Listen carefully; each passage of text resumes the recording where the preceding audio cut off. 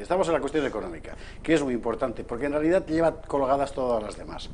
La cuestión social, la cuestión de la salida de este confinamiento y también, por supuesto, la cuestión política. Hemos visto el resultado del primer trimestre del año del descenso del PIB, 5,2. Hemos visto la situación de la población activa, el 40% en situación técnica de paro, y hemos visto la previsión del gobierno de un descenso del PIB. El gobierno dice retroceso, como si estuvieras para adelante y luego para atrás. No, descenso, PIBs para abajo, del 9 y pico, y se queda corto. Y además, todavía pretende que crezcamos al año siguiente al 6 y pico %, que es una cosa que desde tiempos de Franco no se crece así. Pero bueno, ahora la cosa es que se hace.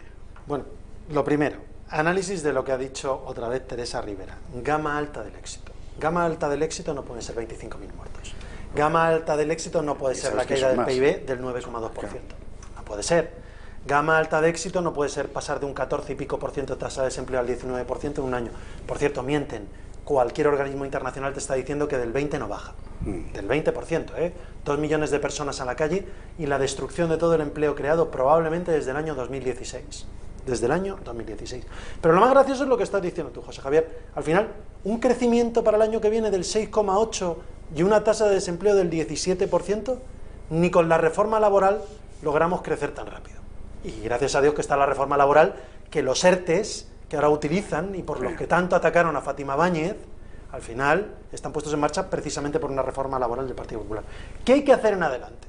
Bueno, si hacemos caso a lo que dice el gobierno, ¿qué dice el comité técnico? Porque el comité técnico lo pasan a pasear un día, otro día no. Ahora hay que llevar mascarillas en el transporte público. Pero el día 14 de abril dijeron que no había que llevar mascarillas. Esto cambia. En el decreto publicado el otro día, en el Real Decreto, el que vamos a llevar a convalidar, decían que no hacía falta, que era altamente recomendable, pero no obligatorio.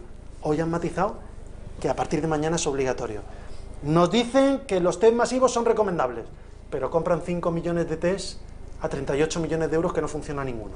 Y yo coincido con Julio, test masivos, PCR, habrá que saber qué está pasando, quién está contagiado, porque si vamos a un cierre de la economía que se alargue más en el tiempo, el Banco de España te lo dice, no es el 9,2, te vas al 14% de caída del PIB.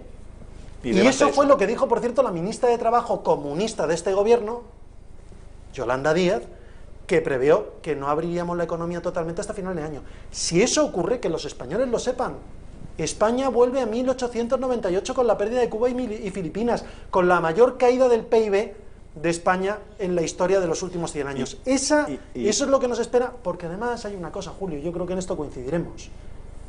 Encima ni es el equipo mejor preparado para poder afrontar esto, ni nos han dejado las mejores condiciones, porque como yo muy bien decía Antonio, llevamos ya 23 meses de gobierno del Partido Socialista y hasta diciembre del año pasado se gastaron 5.000 millones de euros más de lo que venían gastándose anteriores gobiernos. Ahora vamos esto a hablar antes del COVID.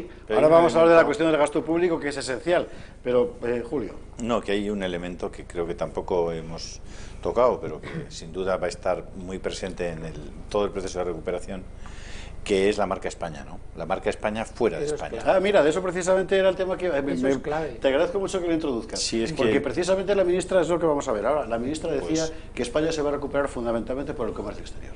Ya. Y la cuestión es, ¿quién te va a comprar y quién te va a vender? Porque las cifras del resto de los países, de nuestros socios habituales, son estas que hay aquí. Todas las grandes economías mundiales afrontan un horizonte de recesión. Vamos a verlo.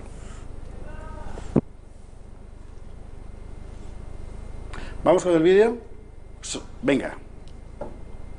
19 está suponiendo un azote económico sin precedentes. Son precisamente las grandes economías del mundo las que peor lo van a pasar. El Producto Interior Bruto de la zona euro registró en el primer trimestre del año una caída del 3,8% respecto de los 3 meses anteriores. En Italia, el país europeo donde primero sacudió la pandemia, el PIB se ha hundido un 4,7% en este primer trimestre. El país ya está en recesión técnica. El gobierno italiano prevé que la caída al final de año se sitúe entre el 8 y el 10,4%. En Francia, el paro ha subido 7 puntos en el mes de marzo, algo completamente insólito. En este primer trimestre su PIB se ha contraído un 5,8%. Se prevé que 58.000 empresas echen el cierre y que el resultado del ejercicio 2020 sea de un menos 6,8%, es decir, una economía en recesión. En cuanto a Alemania, la economía más poderosa de la zona euro, la previsión que anunciaba Moody's a final de abril era de una caída del 5,5%. Fuera de la zona euro, tampoco son buenas las perspectivas en el Reino Unido, aunque Londres tiene la ventaja de poder emitir moneda de forma soberana. Los ingleses prevén una contracción de más de un 20% del PIB entre abril y junio. La previsión a final de año es de una caída del 7%. Igualmente graves están siendo los efectos de la pandemia en la economía de los Estados Unidos. El paro ha subido del 4,4% a un 16%, rompiendo así el mayor logro económico de Donald Trump. Y las perspectivas de crecimiento son muy oscuras, hasta un 25% de contracción en el segundo trimestre del año, la peor cifra desde la Gran Depresión de 1929. Washington considera que a partir del mes de junio la economía norteamericana se recuperará, amparada en su poderosa capacidad industrial.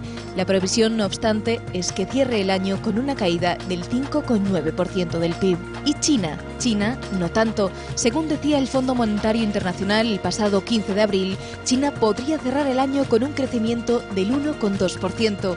Es verdad que la previsión antes del COVID-19 estaba por encima del 6%, pero aún así el régimen chino va a ser uno de los menos perjudicados por la pandemia.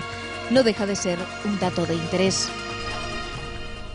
Y todos los demás, particularmente la Unión Europea y Estados Unidos, en situación tremenda. ¿Y esos son los que tienen que comprarnos nuestros productos ahora para salir nosotros adelante? No solamente tienen que comprar nuestros productos, sino que tienen que venir aquí de turistas. Cosa importantísima, porque son, insisto, 83 millones de personas, que es prácticamente el doble o un 90% más que la propia población, el 190% más que la propia población de España. Por tanto, ese es un dato, radical. Los alemanes ya han dicho que les han recomendado a sus conciudadanos que no viajen a Mallorca.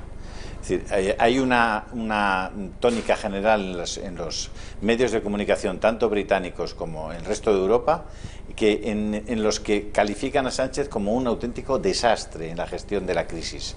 Esta señora, la ministra, hablaba del podium. Claro, estamos en el podium en Europa y en el mundo de personas fallecidas por cada 100.000 habitantes o por cada 1.000.000 de habitantes, como ustedes quieran contabilizarlo. Estamos en el podium en la gestión sanitaria por el hecho de que hemos sido incapaces de proteger a nuestros propios sanitarios. Y ese es la peor de las posiciones. Y de tanto es así que también estamos en el podio de los sanitarios fallecidos por cada 1.000 sanitarios. Entonces, con esas credenciales, ¿cómo nos podemos presentar en Europa y cómo ha quedado nuestra marca? Ha quedado arrasada y tenemos que ponernos a recuperar esa marca a toda velocidad. La OCDE ha sacado el cuadro, por fin, de ese cuadro en el que Sánchez trató de engañarles y les pillaron, porque para engañar a Gurría hay que ser muy malo, mucho, y Sánchez no llega. Bueno, ha sacado ya el cuadro y España aparece en el mismo color que los países que no ofrecen datos, que son todos los africanos. En fin, nos están poniendo en nuestro sitio. Antonio González Terol. Bueno, la OCDE, en los datos de test hechos, igual que mintieron al Financial Times, nos sitúa en el 17 de 36, pero si lo haces en proporción al número de contagiados, pasamos a ser el 33 de 36. Sí, señor. Es decir, ni Nigeria. Esto es una broma pesada. Pero volviendo al PIB y la caída del PIB, el PIB al final es consumo más inversión, más gasto público, más exportaciones, menos importaciones. El consumo y la inversión depende de muchos factores, pero si no hay empleo no hay dinero y por tanto consumo e inversión caen. Si además insistes en subir los impuestos, que es lo que quieren hacer, reduces el poder adquisitivo de la gente y por tanto el consumo y la inversión cae más todavía. Pero es que hay un tercer factor y es que la gente tiene miedo, mucho miedo. Y por tanto lo que se dispara ahora es el ahorro entre los ciudadanos. Y al dispararse el ahorro, el consumo y la inversión va a caer todavía más. ¿Qué le queda al gobierno para activar el PIB? ¿Cómo quieren hacer crecer un 6,8% en un año la economía española? A base de incrementar el gasto público. Pero esto volvemos al círculo negativo de la economía. El gasto público hay que financiarlo con más ingresos y por tanto con más impuestos, que vuelven a drenar consumo e inversión. Por tanto, es una broma pesada. Por eso están mintiendo, por eso nosotros no paramos de repetir que están mintiéndonos a todos los españoles y mucho me temo que a la Comisión Europea no van a poder engañarlo. ¿Con la ministra Montero qué tal el otro día en las Cortes? Bueno, pues ella se lo tomó muy mal cuando yo le dije que mentía cuando decía que iba a inyectar dinero a los ayuntamientos y a las comunidades. Y ella me dijo que se me calentaba el pico, al hablar, esa manera tan prosaica que tiene nuestra ministra de Hacienda y portavoz del Gobierno de dirigirse a los miembros de la oposición, que humildemente simplemente nos dedicamos a controlar la acción de desgobierno del gobierno de Sánchez. Y lo que yo le vine a decir es: dejen de mentir, dejen de decir que van a solucionar los problemas, dejen de decir que están actuando correctamente y empiecen a trabajar, porque es lo que llevan sin hacer más de 45 días. ¿Qué hay de los 16.000 millones que dice Sánchez que pasan a las autonomías? Bueno, ya ha subido 2.000. Hace una semana dijo 14.000 millones de euros. Y yo se lo desmonté a la ministra porque le dije: ministra, 14.000 millones de euros que proceden de la financiación regular autonómica, 3.000 millones de euros del adelanto del 2018, de la liquidación, perdón, del 2020, 5.500 millones de euros del 2018 y 5.500 millones de euros de un nuevo fondo de liquidez autonómica que no es más que más deuda. Por tanto, ni un solo euro nuevo de dinero para las comunidades autónomas. Y hoy Sánchez ha dicho: no, ahora ya no son 14.000, van a ser 16.000 y van a ser de un fondo no reembolsable, 6.000 millones de euros ya y 10.000 millones de euros dentro de unos meses. Pero la sorpresa ha sido: ¿cómo quieren conseguir 16.000 millones de euros nuevos? Y de repente la ministra ha deslizado que a lo mejor es el momento de incautar, de expropiar los ahorros de los ayuntamientos, los remanentes de tesorería de los ayuntamientos, que ascienden a 28.000 millones de euros. Eso es grave, es extremadamente grave, porque el esfuerzo fiscal de todos los ayuntamientos puede ser expropiado por el Estado. Pero lo grave no es eso, es que detrás de los ayuntamientos vendrán los ahorradores. Y ahí es donde empezaremos a parecernos más todavía a BMC. Aquí se viene planteando desde hace mucho tiempo, desde el principio, la necesidad de redefinir el presupuesto. Si ya antes de la pandemia el presupuesto público español era para cogerlo y en fin, ahora es más necesario que nunca replanteárselo todo desde el principio y empezar a eliminar grasa. Pero grasa y de todo. Por ejemplo, hoy hemos conocido que, aprovechando la que está cayendo, ¿qué hace el gobierno? Nombrar más cargos públicos, un montón de direcciones y subdirecciones. 14. Pero bueno, sí. O sea... una dirección general y 13 subdirecciones generales con nuevos sueldos, nuevos puestos, en un momento en el que estamos haciendo... No funcionarios. A dedo, creados... Pero no tienen funcionarios en los ministerios a los que... Incluso, sabéis que los directores generales tienen que ser generalmente funcionarios y se pueden exceptuar. Pues también han quitado y han exceptuado a otra dirección general para colocar a otra persona a dedo que no sea funcionario público. Es decir, uno... Sí, pero si nosotros lo recurriremos.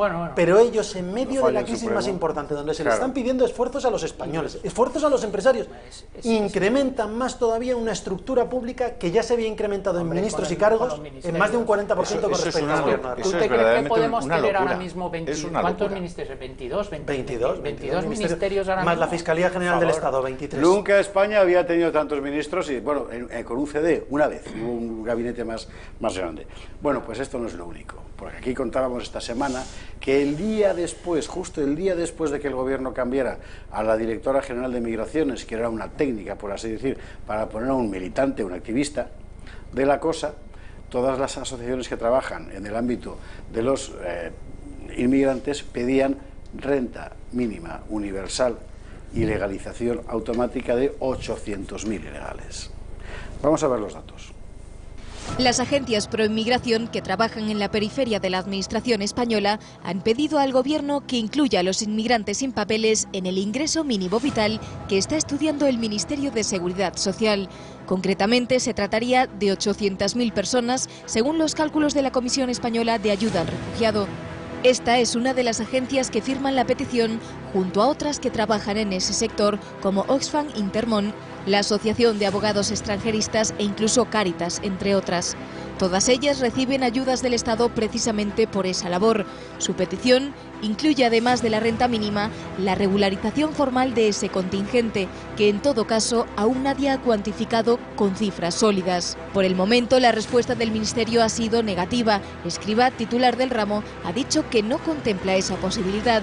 Sin embargo, parece que el sector de ultraizquierda del Gobierno está dispuesto a empujar el proyecto hasta donde pueda llegar. En ese sentido, cabe recordar que el Gobierno acaba de cesar a la directora general de Migraciones, la técnica Irune Aguizerrábal. para poner en su lugar a Santiago Yerba Cobos, un militante, inmigracionista, abogado extranjerista de profesión que fue coordinador de políticas de inmigración de la Junta de Andalucía hasta 2010. Alto funcionario de inmigración con el gobierno de Zapatero y más tarde fue recolocado como asesor del Defensor del Pueblo con el socialista Fernández Marugán. Esta petición de los inmigracionistas no concierne a los 5,6 millones de extranjeros con tarjeta que residen legalmente en España, sino precisamente a los otros, los que han entrado de forma ilegal. El ingreso mínimo vital, según el borrador que estudia el Gobierno, oscilaría entre los 500 y los 950 euros por perceptor. Si la cifra de 800.000 ilegales que da la Comisión de Ayuda al Refugiado es cierta, estaríamos hablando de una carga suplementaria de alrededor de 560 millones de euros para el erario público. Así que la pregunta es, ¿cómo lo vamos a pagar? ¿O cambiamos completamente la cuenta? A la vuelta de la publicidad contestamos a la pregunta.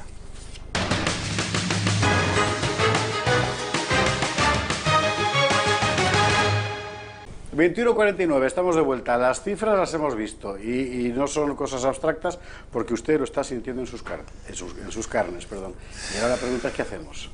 Antonio González Terol, ¿qué hacemos? Bueno, lo que tenemos que hacer es intentar darle una vuelta a todo esto. Nosotros nos estamos oponiendo con nuestros votos a los reales decretos económicos fundamentalmente. Es verdad que las medidas sanitarias, aunque insuficientes, porque nosotros hemos pedido test masivos y de momento no han cumplido. Hemos pedido protección para nuestros sanitarios y tenemos 41.000 contagiados, la mayor tasa de sanitarios, creo que la segunda del mundo, pero hemos llegado a ser los primeros en número de médicos contagiados del mundo y es básicamente porque les han negado la protección. Hoy haciendo un control a los fuerzas y cuerpos de seguridad del Estado, la mascarilla que llevaba el guardia civil que me ha parado, no se la dais vosotros ni a vuestro peor enemigo. Y es lo que le ha dado al Ministerio para varios días cuando solamente, según especificaciones técnicas, dura 4 o 5 horas. Por tanto, hemos apoyado las medidas sanitarias insuficientes, pero necesarias. No apoyamos las medidas económicas porque sabemos lo que viene. No podemos apoyar 14 direcciones generales nuevas o 14 direcciones y subdirecciones generales nuevas. No podemos apoyar medidas económicas que prevén ahogar a los empresarios. No podemos apoyar medidas económicas para incrementar el gasto público sin edie, sin ninguna voluntad de hacer un ajuste en lo público, sino solo pedirlo en lo privado, a través de nuevos impuestos.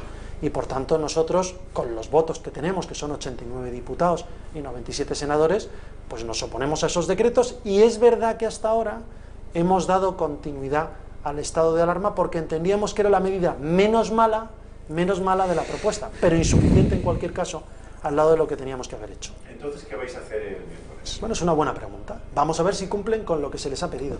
Y Julio, ¿qué se les ha pedido? Venga. Justo lo que os he dicho. Test masivo, portal de transparencia, test... Bueno, pero portal de transparencia, si el portal de transparencia ya es hasta anecdótico. Oiga, que no contraten en un procedimiento negociado sin publicidad a una empresa que no se conoce ni la dirección, que en medio de una crisis económica como la que viene es obsceno contratar a 14 altos cargos más, que no puede ser que en un real decreto que votamos lealmente metan en el CNI a Pablo Iglesias, que no puede ser que en pleno estado de alarma, en la primera declaración del estado de alarma, decidan meter los indultos. Entonces tú me dirás, ¿y por qué les habéis apoyado? No les apoyamos a ellos, apoyamos la salud de los españoles. Y ahora, cuando ya no paran de decirnos, incluso nos someten a un chantaje, y el chantaje ha sido, y cito literalmente, que el presidente del gobierno ha dicho que solo habrá ayuda para los parados, para los empresarios, y habrá ERTES si la oposición prorroga el estado de alarma, como si no se pudiera prorrogar con leyes directamente, con modificaciones legislativas. Eso es otra mentira. Ese chantaje es impropio de un presidente del gobierno que, por cierto,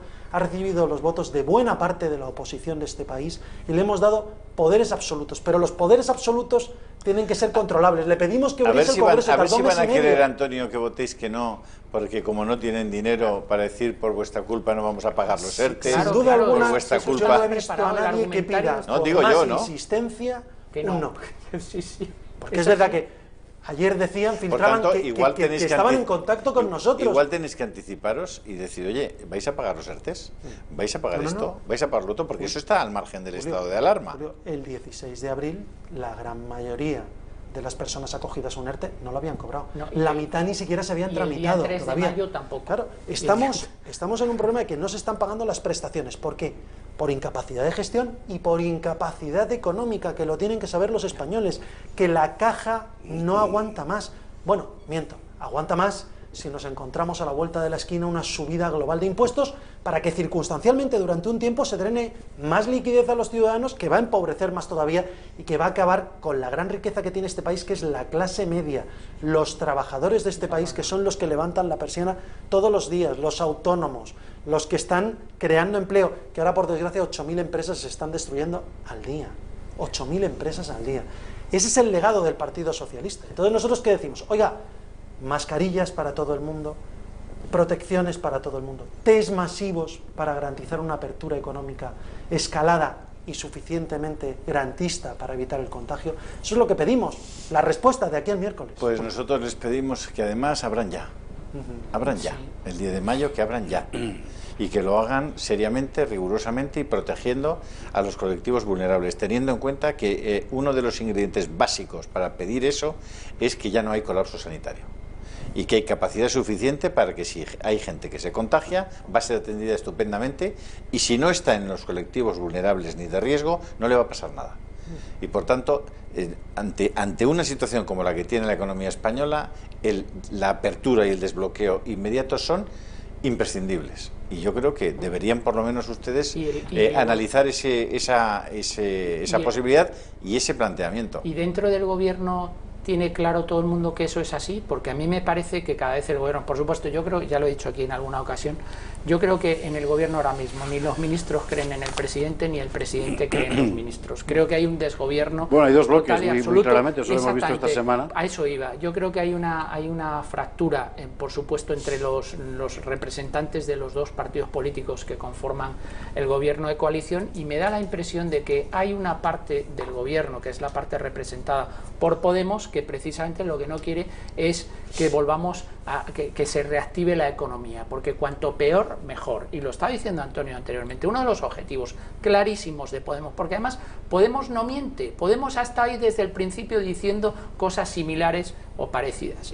Uno de los objetivos de Podemos es generar el caldo de cultivo para su ilusión revolucionaria, y eso está atacar, cargarse la clase media. Ese es el caldo de cultivo para que en este país se pueda dar una situación de ensayo como el que quiere Podemos. ¿Qué situación hay ahora? ¿Vosotros creéis que estos señores que han gestionado de esta manera la alerta sanitaria, la crisis sanitaria, van a ser capaces de gestionar con eficacia la crisis económica? España tiene dos problemas en la actualidad. Un problema que es donde los países gestionan bien o gestionan mal, y donde los países se juegan los cuartos, y donde se ve los políticos, donde los políticos son buenos o son malos. Tiene dos problemas España. Un problema de seguridad jurídica, que eso se traduce, y lo estamos viendo en los reales decretos económicos que están aprobando durante el estado de alarma. La inseguridad jurídica, no solo ya por el fondo de los reales decretos que trascienden el estado de alarma. ¿Inseguridad jurídica y...? La inseguridad jurídica y la ineficiencia económica. Es que están conectadas las dos cosas, por lo que decíamos anteriormente. La marca España, para que se vuelva a reactivar la marca España, la gente tiene que confiar en que sus inversiones las hacen en un marco jurídico adecuado, que no es el que se da actualmente, no es el que se da actualmente en España, y que haya una seguridad económica, una eficiencia. Mira, hablando de esos eficiencia, son los dos grandes problemas. Podemos contar que la empresa fantasma, la que ella compró los hisopos, la empresa está sin dirección conocida. Bueno, está en Suiza, se dedica a la moda infantil, MJ Steps GmbH, que quiere decir Sociedad Limitada en alemán. Está en la ciudad suiza de Volketswil. Su propietario es el joven empresario Michael Anthony Gelbke. Fantástico. Muy bien, fantástico. Muy bien. vamos mejorando en virtudes y gracia, que decía la de las mascarillas, quiero recordar que se dedicaba a la exportación de alcohol, no de hidroalcohol, que es lo que nos hacía falta, sino de alcohol de consumo, de consumo. Con lo cual, bueno, pues van mejorando. Sociedades offshore, empresas dedicadas a la venta de alcohol. Pero evidentemente todo esto tiene una explicación, y seguramente que lo conoceremos con el tiempo, no tardando mucho. Yo espero que sea más pronto que tarde. Conoceremos alguna explicación de por qué están contratando con esta gente, porque alguna explicación tiene que haber, o sea, y nos tememos lo peor. ¿Qué ha pasado esta mañana con las comunidades autónomas, González Tirón, desde tu punto de vista? Lo que se quejan es básicamente de la unilateralidad del gobierno. Al final, ¿qué dicen? Oiga, usted está tomando estas decisiones, Usted en el aló presidente de los sábados le dice a los medios de comunicación lo que nos va a contar a los presidentes autonómicos el domingo. Es una falta de respeto y además dice usted luego en los medios que usted se coordina con nosotros. No, nos comunica lo que va a hacer y no se coordina con nosotros. En segundo lugar, cambia usted de criterio. Un día dice que son 14.000 millones de euros, que es la financiación regular, ahora dice que son 16.000 millones de euros y dice el sábado que va a anunciar hoy domingo cómo va a ser el reparto de esos 16.000 millones de euros y hoy los presidentes autonómicos se han encontrado con que tampoco lo explica. Ha dicho Armengol, la de Baleares, que tiene que ser homogéneo. Sí. ¿Eso qué quiere decir? Bueno, yo creo que ahora dicen que claro, el gobierno ha dicho que va a ser en función, en principio, ahora, esta tarde han contado, que va a ser en función del número de contagiados o de fallecidos, y hay comunidades autónomas que ya están diciendo que en función de la población. Claro. Entonces, como que, bueno, pues unos lo ven como un sistema de financiación, de la financiación autonómica, que suele ir más por población, y otros lo ven pues en el sentido sanitario, ¿no? Entonces el problema es que yo creo que el gobierno no sabe ni lo que quiere hacer. Anuncia 14.000 un día, luego 16.000 millones de euros. Bueno, estos solamente son un puntito con 6 del PIB español, que está como para que le quiten otro punto con 6 o le incrementen otro punto con 6 de déficit público. Bueno, estas son las barbaridades de un gobierno que, como decía Antonio muy bien, no está preparado para esta crisis sanitaria, pero lo que es más grave, no está preparado para afrontar la crisis económica que viene a continuación, que va a ser mucho más severa, mucho más grave para muchos miles más de familias. Antonio, ¿qué estáis planteando en ese tema del comité de expertos a propósito? Bueno, nosotros lo que hemos pedido es que nos dieran los nombres. El otro día yo vi una publicación donde... ¿Pero es verdad que planteáis que lo presida Ana Pastor y lo...? No, la comisión parlamentaria. Esa es la comisión parlamentaria. La comisión de reconstrucción, nosotros pedimos que la presidiese Ana Pastor. ¿Y qué hicieron? Una idea del Partido Popular, que es una idea del líder de la oposición, de Pablo Casado. Lo que hacen es ir un viernes con nocturnidad y alevosía y registrarlo entre Partido Socialista y Unidas Podemos para poner de presidente a un socialista. Por esto te decía yo, ¿por qué insisten tanto en que terminemos diciéndoles algo que no? ¿Por qué buscan constantemente el no? ¿Quieren buscar un enemigo? Antes era Bruselas, ahora que quieren que sea el Partido Popular, el mismo Partido Popular que ha estado al lado del gobierno, de este gobierno desleal para las medidas sanitarias. ¿Y pensáis en la posibilidad de plantear que sea un gestor, alguien que sepa de gestión, quien presida ese comité de expertos? Al final Ana Pastor ha sido ministra de Sanidad, que digo yo, y además le tocó gestionar una crisis sanitaria. Por cierto, crisis sanitaria en la que... Pero estamos hablando de una gestión económica, Antonio. Bueno, por supuesto. Ana Pastor ni es economista, ni es empresaria, ni tiene experiencia de gestión. Pero la has tenido al frente de varios ministerios, por ejemplo, un ministerio como el de Fomento, que maneja mucho dinero. Y por cierto, con una gestión, y yo lo digo como alcalde, que he sido con una gestión muy eficiente en un ministerio muy complicado. Es que al final... ¿De verdad crees, de verdad me defiendes que Ana Pastor es una persona para gestionar la salida de la económica? Me parece que Ana Pastor es un perfil para cualquier cosa, Julio. Desde luego mucho mejor que un perfil podemita o un perfil socialista que no haya tenido ninguna otra dedicación en la vida, desde mi punto de vista, ¿eh? Ahora, insisto, lo importante es el destino y quién tiene que ir a esa comisión, porque ellos querían que fuera una comisión de socios de gobierno, de amiguetes de Esquerra, de Bildu, de estos con los que firman los pactos de gobierno. ¿Por qué los empezáis a confiar, Antonio, en la sociedad civil un poco? Claro, a eso voy. Y fuimos los que pedimos que vinieran expertos sanitarios, que vinieran expertos economistas, que viniera el tejido asociativo, que vinieran los empresarios a la Comisión Parlamentaria de Reconstrucción y que comparezcan todos, pero que no sea solo un politiqueo. Pero confiáis en esa comisión, de verdad, que es otra cortina de Antonio, humo, que lo han hecho para otra cortina una vez la registran unilateralmente, es evidente que hay una voluntad de que no sirva para nada. Pues si el argumentario lo tienen hecho contra vosotros, hagáis lo que hagáis, la culpa va a ser de los recortes del PP, la culpa va a ser de que no habéis arreglado. En este sentido yo quería plantearle lo siguiente. ¿Habéis pensado en el Partido Popular la posibilidad de ofrecer una alternativa que prorrogue determinadas decisiones de confinamiento sin necesidad de que sea con un estado de alarma? Porque es perfectamente posible. O sea, Madrid cerró centros de mayores y colegios sin que hubiera estado de alarma. Madrid y otros sitios. No es preciso que haya un estado de alarma.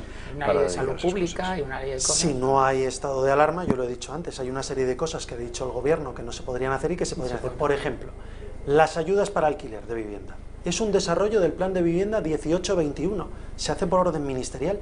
No hace falta justificarlo en un estado de alarma. Y si hace falta, se modifica legislativamente. Los bonos sociales, es decir, el bono energético, por ejemplo, o el bono de agua para pagar menos en una circunstancia de crisis.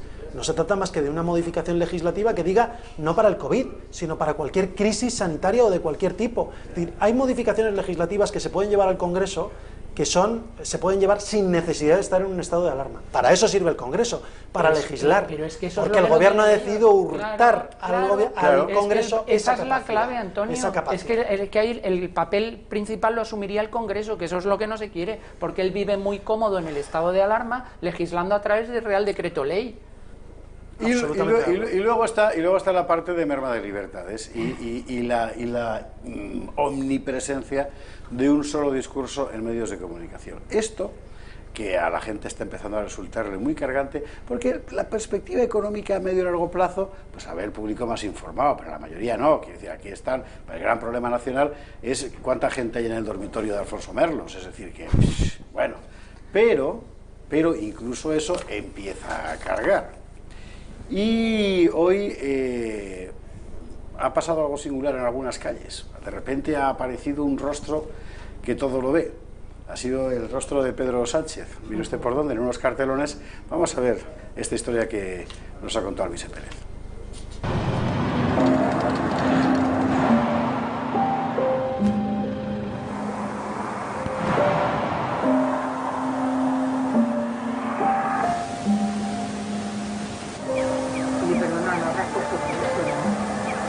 No, estoy con los amigos.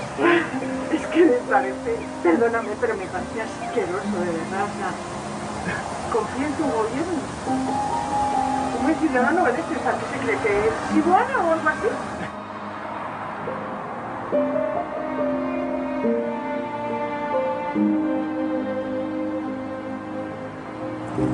Alguien que tendrá algo de serigrafía o lo que sea y oye. Se me ocurre uno, aquí con nada, pero... ¿Quién? Pero es del PSOE. Lo mismo alguien se está revelando un poco. Mira tú, mira lo que hay aquí. Sí.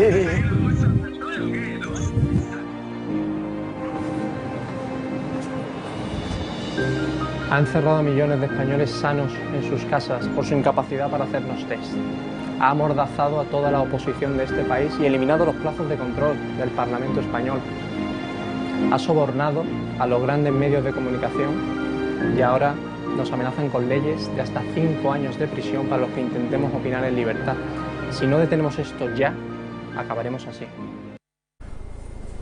Un buen ciudadano obedece. Está bien porque esta campaña que recupera el rostro del gran hermano, ¿verdad?, de la novela 1984 de Orwell, encaja con lo que aquí denunciamos en su momento sobre la mecánica de la propaganda de guerra que el gobierno estaba utilizando para tratar de envolver todo esto en lo que no es, porque no es una guerra, es una crisis sanitaria gestionada malamente. Ahora bien, la restricción de libertades sí que es propiamente de época de guerra.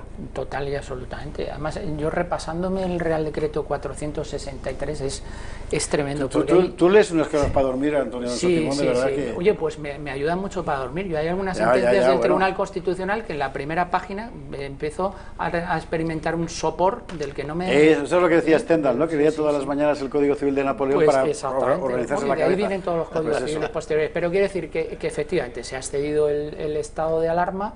En un estado de alarma no caben las restricciones que se han llevado a cabo y curiosamente una cosa que comentábamos el domingo pasado, la libertad de culto, no está prohibido ir a misa, como decía Julio Ariza el domingo pasado. El artículo 11 dice que se puede acudir a misa siempre que se respeten el distanciamiento social, con lo cual yo repito a la gente, pueden ustedes acudir a misa, lo dice el propio artículo 11 del Real Decreto 463/2020, siempre con el distanciamiento social, pero a la pregunta que estabas haciendo, es indecente lo que está haciendo el gobierno con los medios de comunicación. Unos medios de comunicación que, por cierto, fijaos una cosa, cómo estará el patio.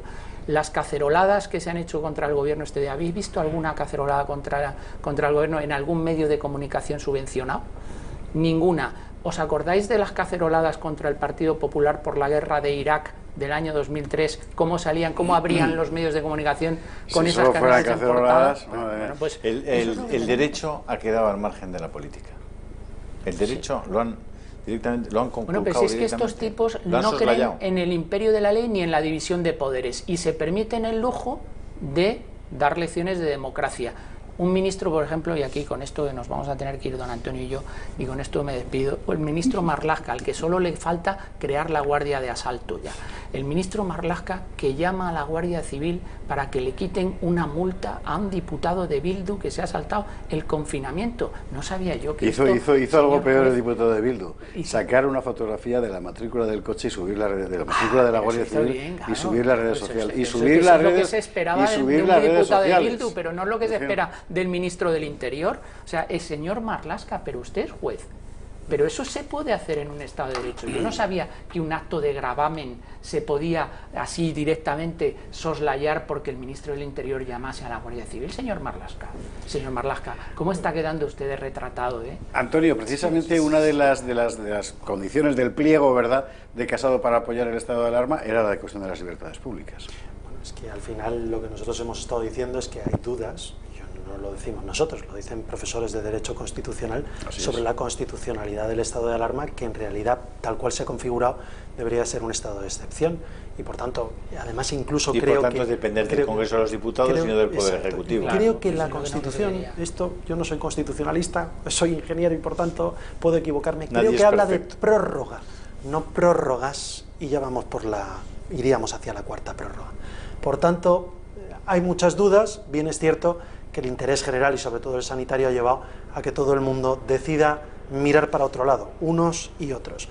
En cuanto a lo de Bildu, me vas a permitir que yo matice que Marlaska, habiendo sido juez de la Audiencia Nacional y habiendo luchado contra estos malnacidos alimañas de ETA, coja y beneficie especialmente a estos. Igual no ha luchado tanto. A lo mejor, no lo sé. Yo lo que digo es que a mí me parece a lo mejor en Marlaska todo no es lo que parece.